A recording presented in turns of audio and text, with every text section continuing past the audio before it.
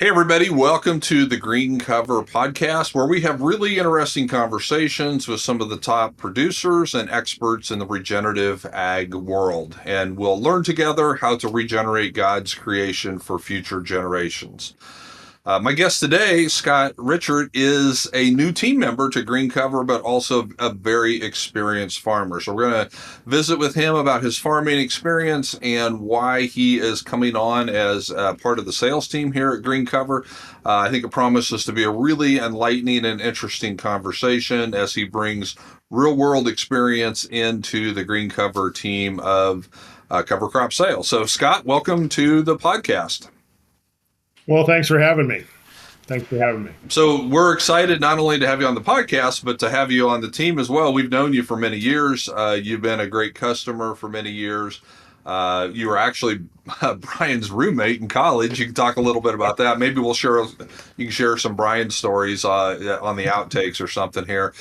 But we've known you for many years. We know that you're a great farmer, and the opportunity came up to bring you on as a part-time sales team member, and we're excited about that. So tell us a little bit about your background, because you're continuing to farm, of course, still, but tell us a little bit about your farming background and kind of what brought you to the place where you're at now. Well, so if we go back far enough, back to college, Brian was one of my roommates.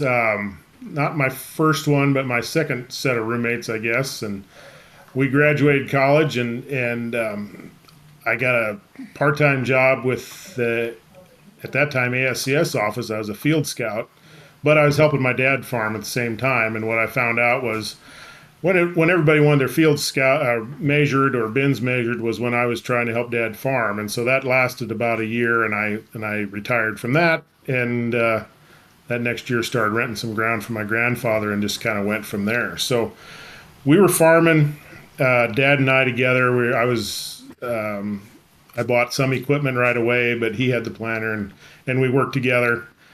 And seed corn was coming into the country. Pioneer had a plant at Doniphan, and they had started to eke into my area. And the guys were calling and wondering about, what are you going to have, and trying to get their isolations right. And we were growing white corn back in the 90s. And Dad started moving fields around to try to work out with the neighbors. And I said, you know what, we're going to run into this issue going forward, and maybe we should just try growing seed.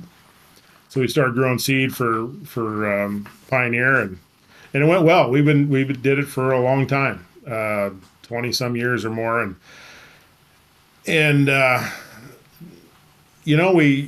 you get into it, and where the thing started to change for me was during the pandemic, and I think I heard that on one of your other podcasts, the Internet University. I was on YouTube during the pandemic and ran across this guy named Gabe Brown, and he was saying some of the same stuff I was starting to think. I was struggling on weeds, to kill weeds with herbicides, and we were spraying a lot of herbicides. And I just thought, you know what? These weeds are faster than we are. They're adjusting faster than we are. There's got to be a little bit better way. And so I'd started with covers with you guys. Shortly after you started, I started using them, and then we had kind of a lull where, whether I had personnel to get it done or however it was. Started with radishes and turnips, just trying to have something to help hold the machines up when they were harvesting, because invariably at least one of the fields would come out a little wetter than you wanted in the seed corn acres. In the seed corn, the seed corn when they had to harvest it. And we started there, and the interesting thing was, we were always running a fairly high parts per million nitrogen in our soil tests behind seed corn, which I couldn't figure out, except for the fact that, it had more time to recycle because the seed was coming off in September or early October.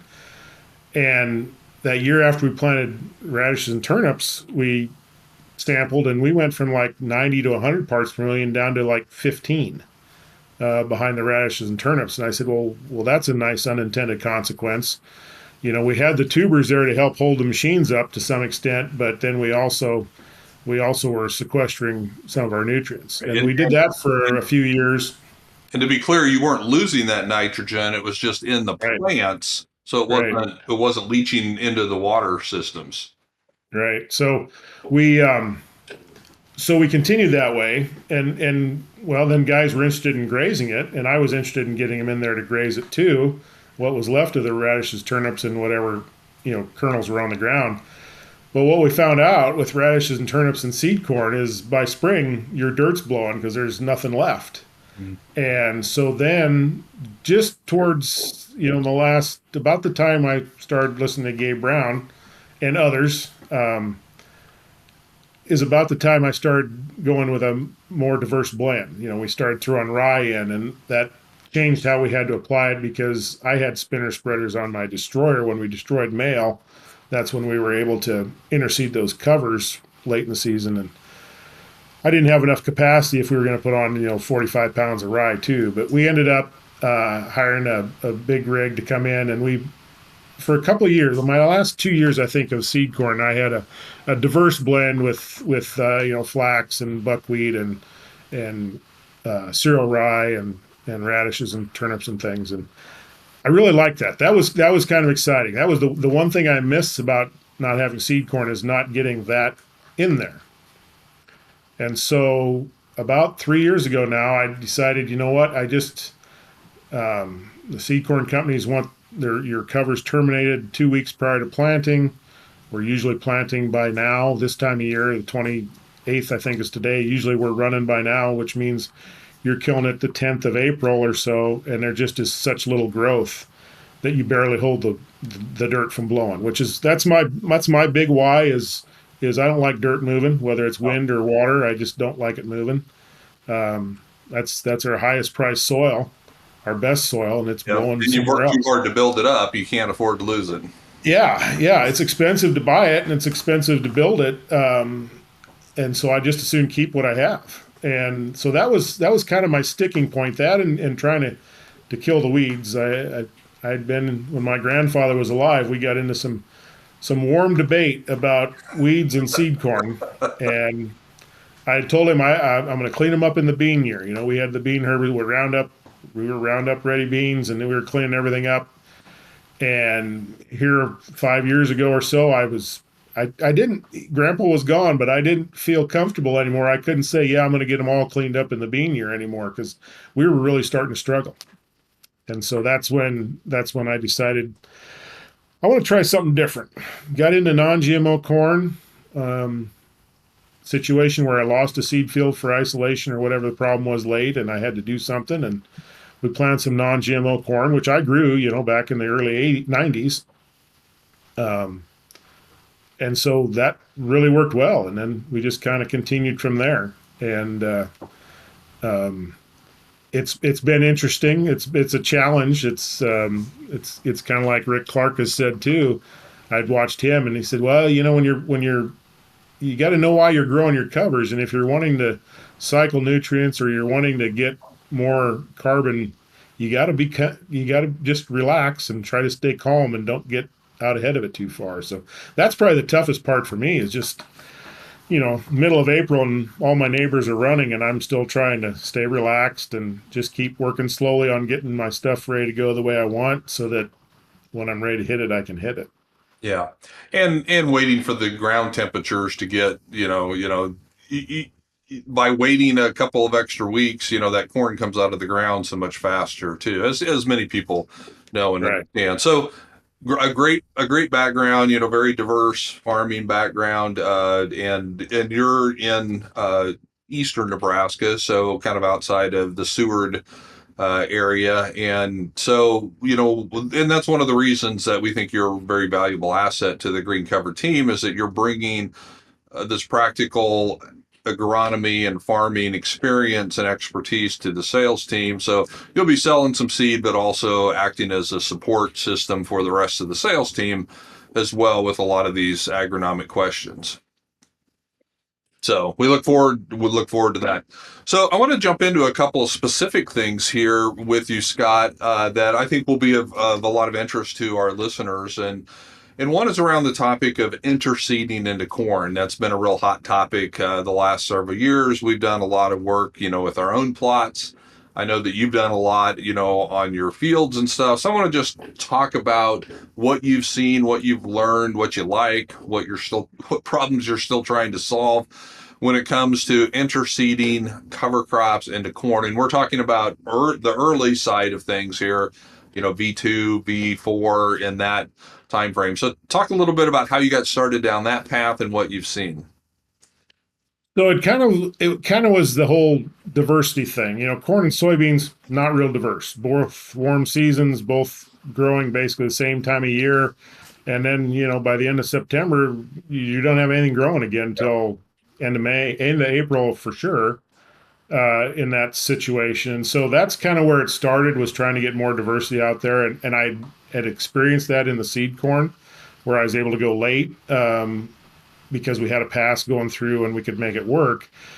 And so I wanted to do that, but late in regular commercial corn, I'm not necessarily excited about running a rig through, when the ears are hanging in the rows. And I've got hills too on other fields where I was growing seed corn, and I just don't like running stuff down. You've got it that far, why run it down then? I'd rather hit it with a combine first.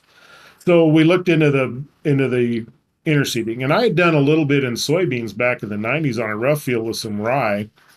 First year worked great. Second year didn't work at all. It just didn't. It was too dry. We didn't get the rain. And then the squeeze of the 90s kind of slowed that whole thing down. So we looked at it, and I talked with you guys, and we got a mix together. It was fairly diverse. We've gotten a little more diverse the last couple of years, but at first year I had thought I had somebody coming to do it for me, and then turned out, well, no, that wasn't going to be available for a couple more months. And I thought, well, this is kind of a time sensitive thing. So that first year we got it blown on. It was a boom, a dry fertilizer spreader with a boom on it. They showed up. The wind was blowing 18 miles an hour. The corn was already V7, and it didn't work well because there's too much interception. But it worked a little. It worked enough I got to see it. And so then I had to work on, well, how am I going to get this stuff on? And what I've done, it's not where I'm hoping to be yet. I've got a rig that we just haven't got to the field last year to try it out, where I'm going to be blowing it in on my own at the ground level with a ground rig. But the last 2 years we've flown it on with an airplane, and they've done really well. Last year it was one of those exceptional years where we caught 90 hundredths of rain the next day, and I didn't have to water any of it up. I am basically all irrigated, just pivot corners that's not. And so I've gone the track of blowing it on top, even though it's going into what was a rye and vetch residue, balansa clover, that was fall seeded. Blowing that in, and if I don't get the rain, we start the irrigation up right behind it, water it in, and get it going. Now, I'm sure I could get by. I'd have a better stand if I went and drilled it, but I'm not set up for it yet. And Yeah. I'm trying to cover 1,000 acres or whatever.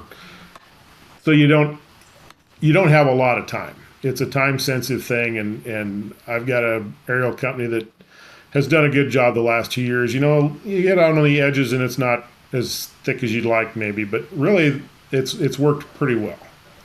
Now, I think if you were able to drill it, you could. yeah. Yeah. Earlier you talked about, when you were having it blown on at V7, there was interception. Are you talking about, did the plants intercept too much of the seed coming down, or are you talking about sunlight interception? I think it was both. It was both. Some of the seed just didn't get to the ground, got stuck in the plants, and so it just didn't make it. But then there's just no light. And the really neat thing about it is, like pivot tracks, or if you've got a ground squirrel hole that clears some of your corn out, and Great you cover get this there. cover crop growing, and it's thick and it's big, and you go, well, yeah, it's light. That's where the problem is. We don't have enough light in big, healthy, irrigated corn. So that's the good thing. So we're harvesting the light, even if we don't have our cash plant there. At least this cover that we blew in or flown on or whatever is going to catch that light, intercept it, and it really does sequester weeds. That even that second one, if you get something else growing, now it's not going to stop them. If they're ahead of it, you're not going to catch them. But in my fields, we're going, if it's going into corn, that means it was beans last year and it got drilled with rye, hairy vetch, balansa clover, and camelina we added a year ago. And so it has those things growing through the winter that we spray off after planting. We plant green and then spray it off. And if what we learned this last year, if we get it as big as it happened last year, the rye got out of hand last year. It was 2 weeks ahead of schedule and my planting wasn't. It needs to be rolled down to get that mat to the ground. Normally, if it's waist high or shorter, it's probably going to fall down on its own. Once you get up over waist high very far, it's got a lot of lignin in it, and it may not go to the ground. And I think we're better off getting it on the ground. But even then, that cover that we flew on, as long as we watered it, we got it to the ground and it grew and kind of filled in.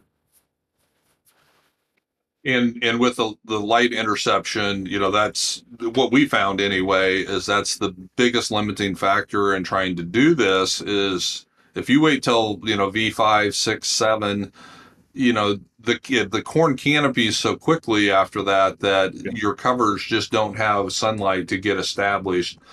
And it's hard for a plant to stay alive with limited photosynthesis. So it has to get a root system established while there's sunlight. Right. Yeah. And that's what we found that first year, that it just, or when it got in there late, you can't get it done. Yeah. You're going to have a few things that might survive. Like if you've got, a sparse planting somewhere or a hole or something that might survive. But we've even had where we've had a cover growing in there, in August yet. It's still alive in August, but it didn't quite make it all the way to September when the leaves started to senesce. It just ran out of gas. But the last year, we had stuff survive everywhere. I haven't really adjusted. I'm toying. I'm going to do some checks this year on playing with my population a little bit. Try not to over push it. I've got some of my stuff has semi-flex ears at least, and let the ears flex a little. The population of the corn. Of the corn, right. Trying to adjust the population of the corn just a little bit, just so we can keep those alive a little longer. Because one of the tenets is a living root as long as possible. And in my corn, I think we're pretty close to almost 100% of the time. As long as it's not totally froze up solid 2 feet deep. Yeah. And so what is your typical corn population, and what are you thinking about, playing around with? So it varies. Our dry land is around 24 and that 24,000, and that's fine. We seeded into dry land. A couple of years ago, it was so dry, I didn't think any of my dry land was going to survive. And we flew the dry land, just the corn crop. Okay. Corn crop. I didn't think the corn crop was going to survive. It was starting to turn gray, and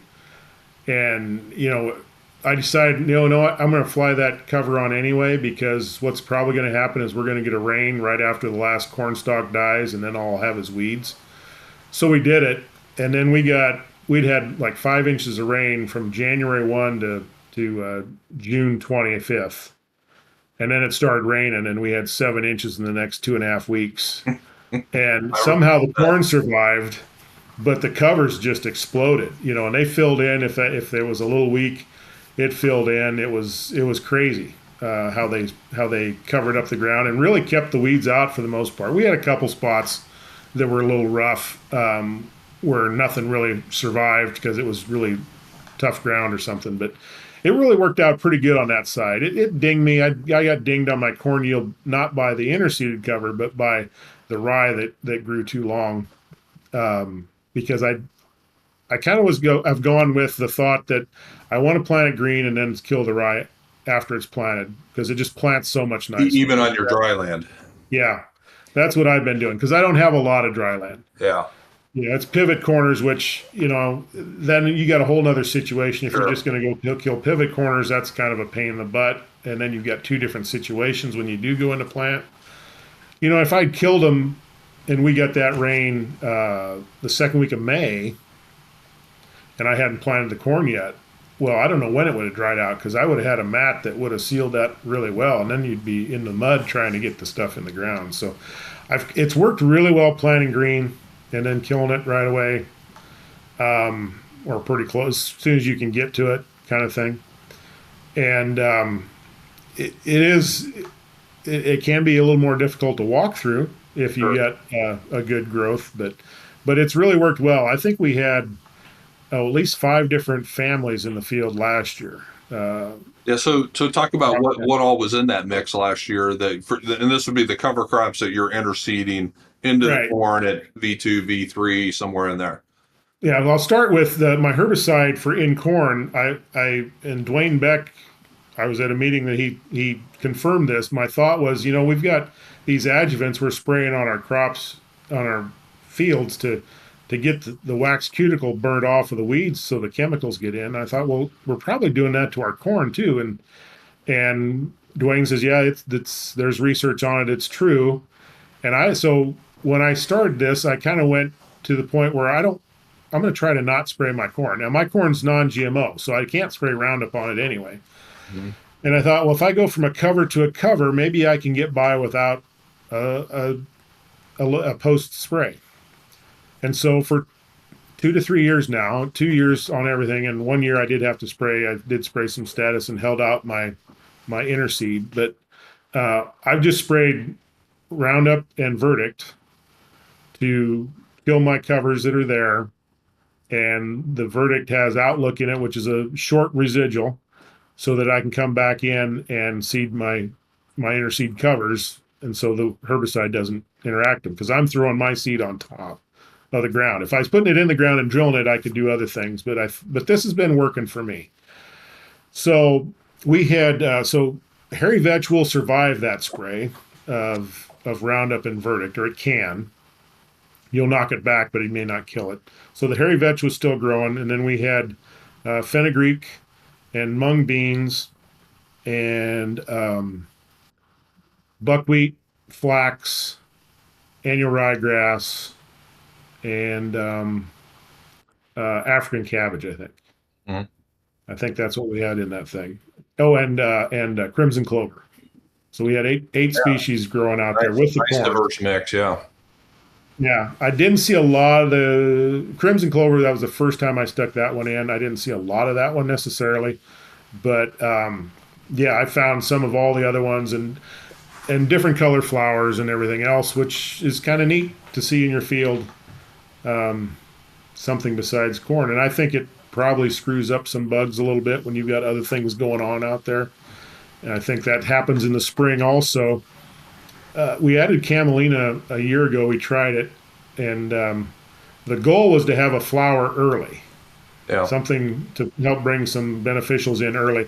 Didn't quite make it. By the time I had to knock my covers down, burn them off in the spring, the camelina was budding, but hadn't shot flowers yet. Hadn't But, popped yet. Yeah. yeah. Yeah. And then so it sounds like you had, some good growth out there. So then are you grazing this, or what do you have livestock incorporated into this system? I don't have my own livestock, but I have found guys. This year was the first year I've got all my corn stalks grazed. I've got a couple outlying small fields that are tough to get guys to, but I did find somebody this last year for the one that I had never gotten anybody on yet. And I've got somebody for next year on the other outlying farm that I have struggled to get cattle on in the fall. So, yeah, in my corn stalks, we are able to graze them. So that's why we put the African cabbage. A couple of those things are really for the cattle if they can get in there early enough before they're all dead. But I think that's kind of that's an important part of the whole thing is the livestock integration. I think Yeah. we got some other tests going on, but I think that's a important one for cycling of nutrients and things. And do the livestock guys that are coming in and grazing that, what do they say about that scenario compared to like just grazing someone else's regular corn stalks with nothing growing? They seem to like it. The problem comes a lot of times they can't get in there early enough before the foliage is all dead, and so now they're harvesting dead stuff. But I think if they can get them in early enough, I think they like it better. But it does give them something else. the comment, because there's a lot of, in our area, there's a lot of seed corn with radishes and turnips growing, and the comment is don't get within 10 foot of the back end of the cow if that's all they're eating out there, because it can get kind of messy. So I think it's a good blend. The dry corn stalks, and then the other things that are out there kind of keep them, Yeah. give them a little something to work on. I'd be curious to know too if those guys think that there's a difference in utilization of the non-GMO corn stalks versus probably the typical GMO commercial corn in the area. Yeah, and I guess I haven't asked that question. Anecdotally, I've heard that also, that if you give them both, they will go to the non-GMO. Hmm. But I know they'd be in the non-GMO stuff too. So I haven't asked them that question, if they think they get into that, if they like that better or not. I haven't asked. Yeah. And I've got about 4 different guys that are running cattle. Sure. So. I want to transition over. I want to pick up on something you said earlier about, testing and experimenting and doing different things. And I know that you work a lot with, you don't just go out and try this across the whole farm the first year. You do a lot of different testing and experimental type things. Talk a little bit about how you do that, how you're working with Jenny Rees and the Nebraska, On-Farm Research Network. Especially to our out-of-state folks listening to this, that's a great resource that we have here in the state. Jenny's a great resource that we have here. So just talk a little bit about how you've been doing that, and how that's helped you in your farming operation. So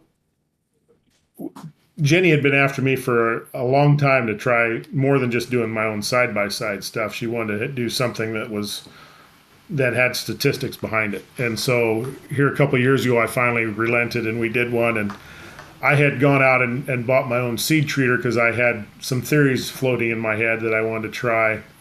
I wanted to use some heads up for white mold in soybeans, because we've had white mold. And it could be, the seed corn rotation, fields are fairly fertile. If you're putting radishes and turnips in there, they can be a host to kind of hold on to it. They may help it get through the season for the next year. And so I wanted to try heads up, and I had a theory that we're throwing some stuff on the fields that are causing us to probably go and buy some different things from the same companies to go fix a problem we created in the front end. No, that would never happen, right? Well, I don't know whether it's true or not. I don't know, but it just seems like it could happen. Mm-hmm. And so, I'm planting green into this rye, and the first year we did 3 different fields, 3 different tests. We had different maturities. We had 2 different products or companies. So we had an Olivo seed treatment, full seed treatment, and we had a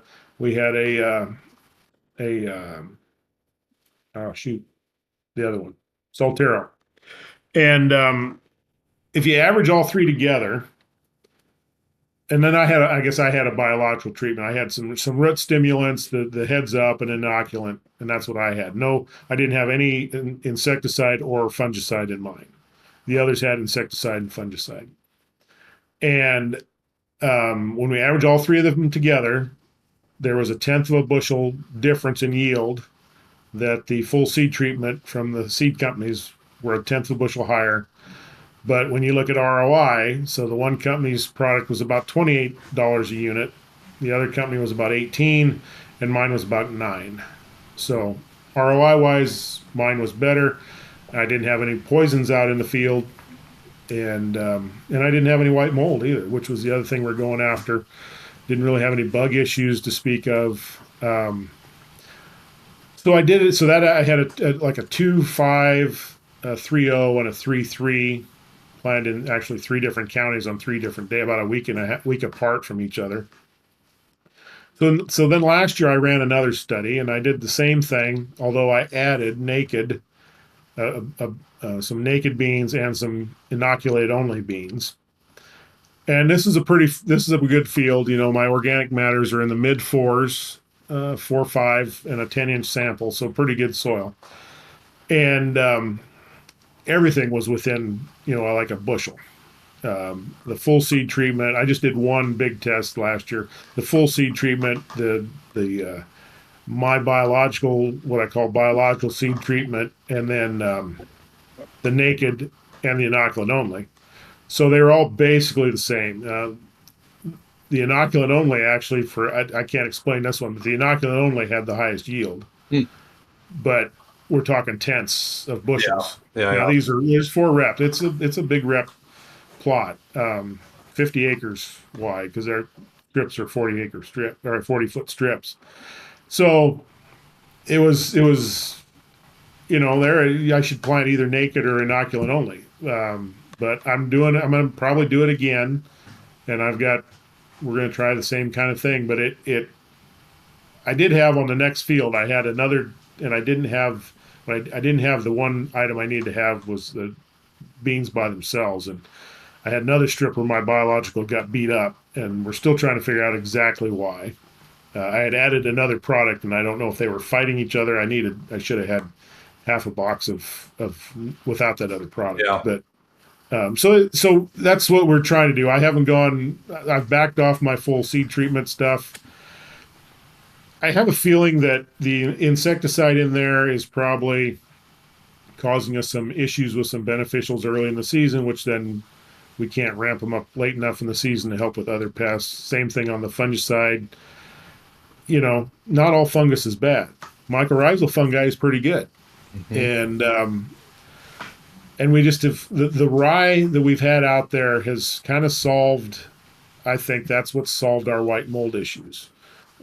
I've got good growth on the rye. If you can't see the soil, it's really hard for the dirt to splash up the spores into your bean flowers as they're dying. Yeah. To infest your field. So we've gone 2 years now with basically no fungicide applications late season for white mold. And that's a big savings there.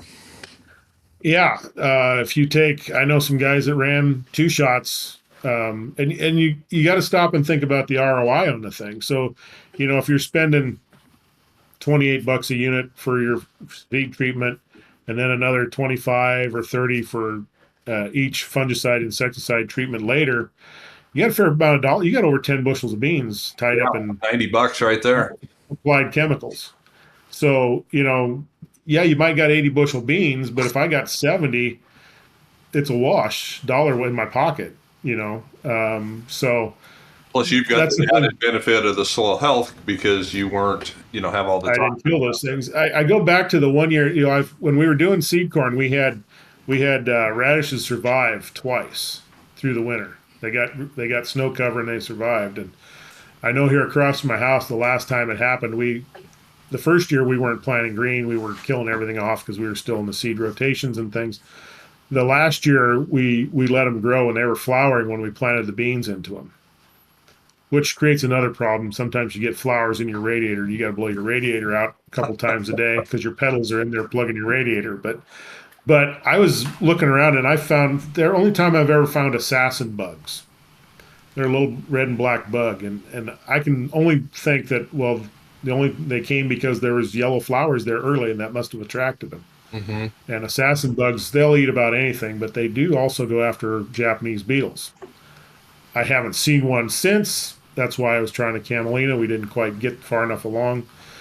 But those are some of my theories that float through my head that I keep trying to figure out if they're working or not. Yeah. So back to the research and for those of you that aren't familiar with Jenny, that we're talking about Jenny Rees Brhel now. She recently got married, is a county extension agent through the University of Nebraska here, and is leading people like Scott. But how many you guys have a really good group around there that are all doing some similar type things, and then you share all that information at the end of the year. Yeah, we have a couple meetings. I know she's got a couple of counties that she's having meetings in, and I would imagine, I know there's at least 6 to 10 that show up about every meeting, but I think her list is probably more like 30 to 40 people that she invites, and sometimes, if schedules work. So she's got a group of people that are trying different things, from livestock guys to livestock and crop guys, and then crop guys only, trying different things around uh, the soil health issues. We this last year we actually she pulled out I didn't do it. I walked and showed her where to do it. She dug out root balls, and we sent them in. We were looking for relationships, mycorrhizal associations, um, how they might vary between hybrids, and sent them out to Ward Labs, and Willie Patoris worked on them, and then they also got sent up to Dr. Laura Kavanaugh at AEA to run DNA sampling on them, and it was really interesting. I had a field that I happened to get some Johnson Sioux extract from one of the guys in the group last year, and I did a side by side with corn with a non-GMO white hybrid, and that one had like over 100 associations, and the next closest field was an organic field at about 50. And then I had three other samples because I had an unintended test where something didn't go into the system right, and so I had a test with Pivot Bio, with and without Pivot Bio, with and without Johnson Sioux extract, and the best one of the four was actually the one with the Johnson Sioux only, and then the other three though were in the top seven, I think. So apparently that hybrid at least does really well with making associations. That's really interesting, and so a lot to unpack there. You mentioned Dr. Laura Kavanaugh with AEA. She's going to be here in Bladen. We're having our Nexus in the Field event with Nicole Masters, but Laura Kavanaugh will be here as well, and she'll be talking about the DNA testing. She'll be talking about some of the things that her lab is working with on you.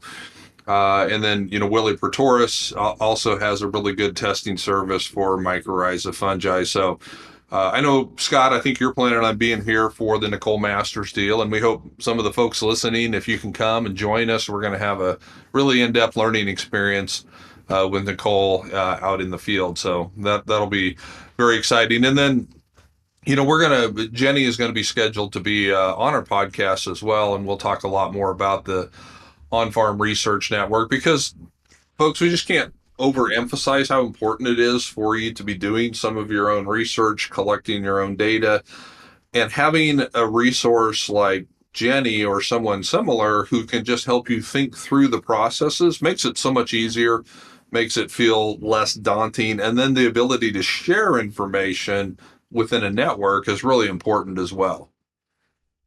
Yeah, it's great. You tell her what you want to try. If she usually she might try to expand on it too. That might happen, but she'll send you the how you need to plant the strips in, so she gets her statistical errors can lower those, and she'll come and walk it. She'll check it during the season, and then she's there to help harvest it and runs all the data through for us, and does a really good job getting it done. Yeah, so it's a great asset we have here in Nebraska, and hopefully other areas have similar situations and folks there as well. I want to switch topics here just a little bit, Scott, and talk about the timing of seeding. You've talked about how important it is to have that cover crop there for all of the spring benefits, the weed suppression, that nutrient cycling, the biological stimulation. But some years it's difficult to get things in the ground in a timely fashion because of harvest, labor situations, things like that. But I know that you are very committed to that. And even after most people have stopped planting, I still see you pulling into green cover here with your truck and getting seed, even into November. And I think you've probably, like we have too, we've done some December seeding even. Talk about why it's important to get something planted, even if it's late. Yeah, I think that one year I rolled in and I cleaned you out of Elbon Rye, and we had to switch it up because you guys were out. That was a November deal. Then I thought I was done, and I came back for just a little bit more. Uh, but it really depends what you're trying to accomplish. But for me, if it's a soil health thing, it doesn't have to be great as long as it gets out there and grows. And I have not had rye not grow. Now this year is probably my toughest because we were so dry late in the year. and we didn't have a lot of rain to help degrade the stalks or anything. And I had a lot of residue from my rye the previous year, so I've got some spots that don't look great, and they're coming along. Some of it I don't think got sprouted last fall, but it's there. The roots are there. They're growing. They're cycling carbon.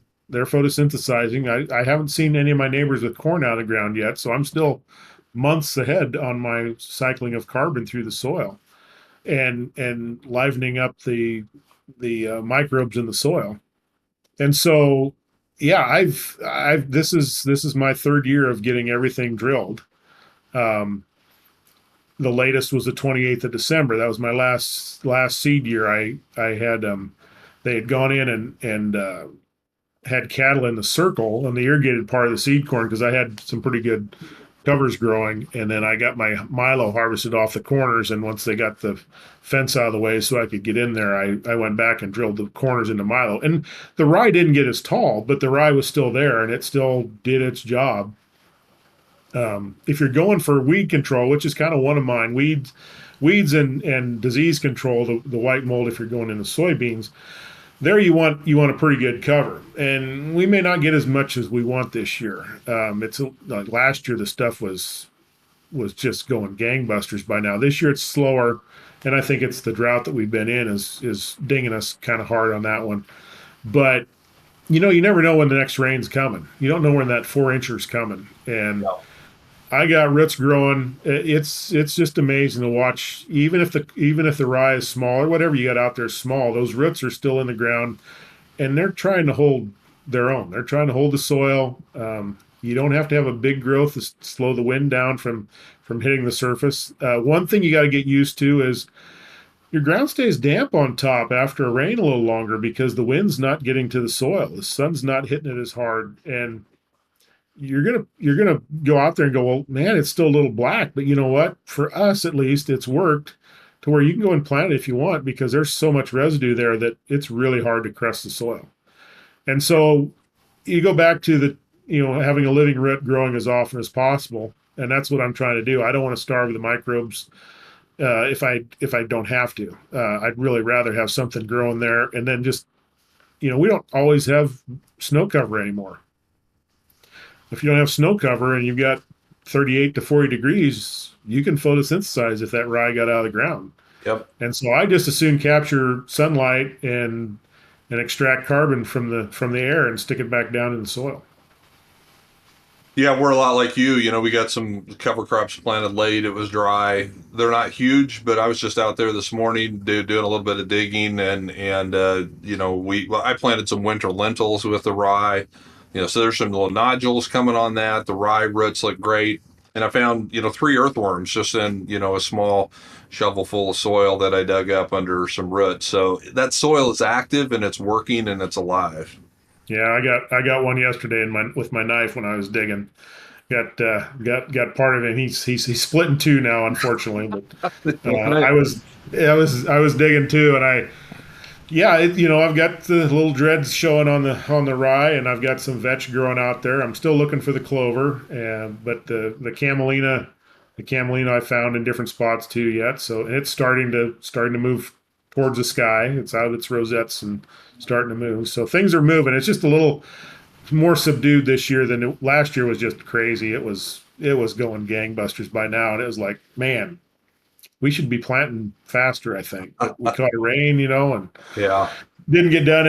In my situation with my non-GMO stuff, I'm looking to delay my planting dates around my neighbors so I can minimize my cross-contamination of GMO into my non-GMO corn. So, Sure. and the warming up, because like this year, there is no more white non-GMO corn.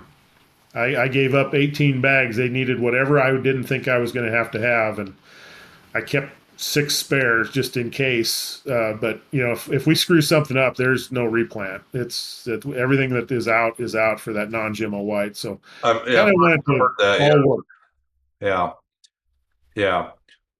Well, great conversation, Scott. We're excited that you're bringing your knowledge and expertise to the Green Cover team, and we'll be able to share that with our customer base as well. A lot of times I'd like to kind of close these podcast episodes with just asking, for someone just getting started, so maybe in a place that you would have been, a number of years ago, what advice would you have for them as they kind of start down this path to regeneration?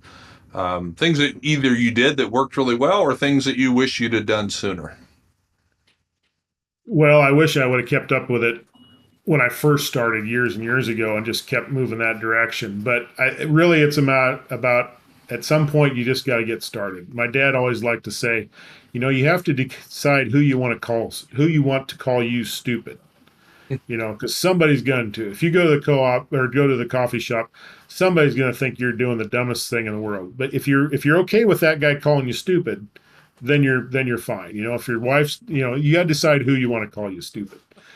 Because I'm sure there's somebody called me stupid more often than I can count. But they say don't start small, start in a small area, and that's true. In something Rick Clark has always said is, boy, you really want it to work right the first time.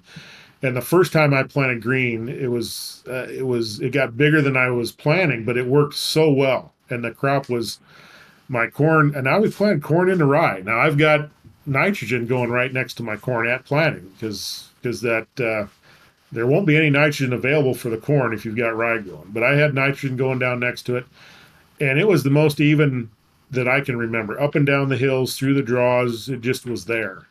And so it worked, and it worked really well that first year. And then I did make a big step the next year, and we were doing basically all of it because it worked so well.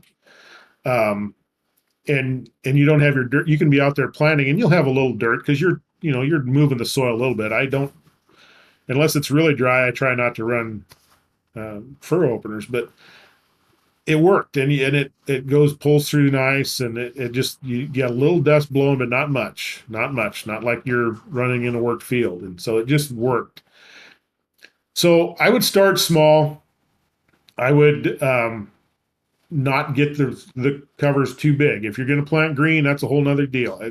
You may want to start and kill it off, and you either want to plant when the cover crop is brown and crisp or green and growing. It's that in between where it gets tough and it drags and it plugs, and when it's dying off is just a problem, I think.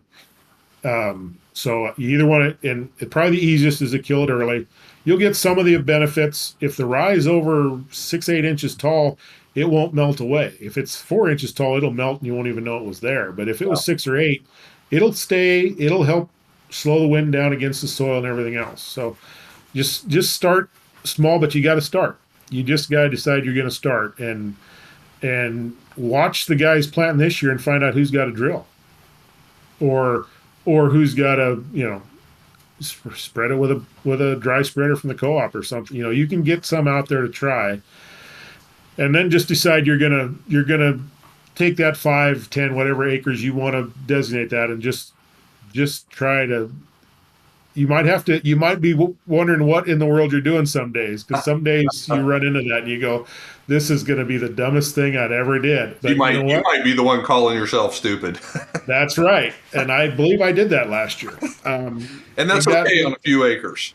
Right. Mine was a little more than a few, but it all worked. We worked through those problems. It took me 5 years to find out which press wheels wouldn't work in tough covers, and I did find it. But the rye was pollinating. It was 6 feet tall. It was damp that morning, and yeah, nothing.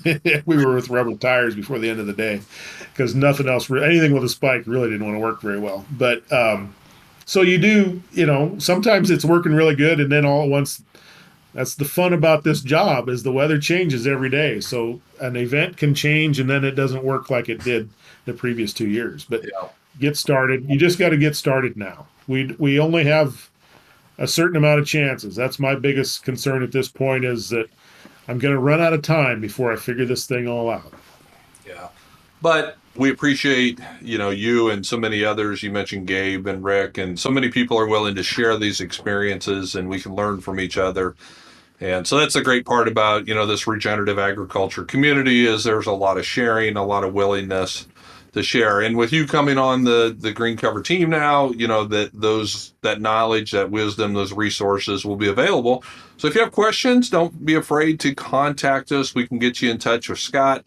Come to the Nicole Masters event June 3rd and 4th. We'll be having our summer field days later in August this year as well. We'll be doing some of these corn interseeding experiments. We're going to continue with that. Scott's going to be helping us, just kind of think through some of these things. So good things ahead. We're looking forward to it. Scott, welcome to the team. And we're excited about moving forward together. So thank you, everybody, for listening and watching, and we'll catch you next time. My brother and I started Green Cover in 2009 because we understand what it's like to be a farmer starting out on the journey to improve soil health. We saw the power of plant and biological diversity on our own farm here in Nebraska, but we found that it was difficult to get the right cover crop seed mix. We also learned that there was a big learning curve in successfully implementing cover crops.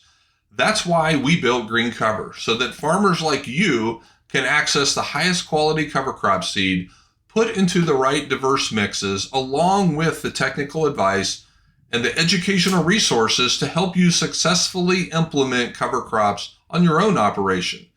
So contact us today and we'll help you with the right cover crop mix for your farm or ranch so you can regenerate your portion of God's creation for future generations.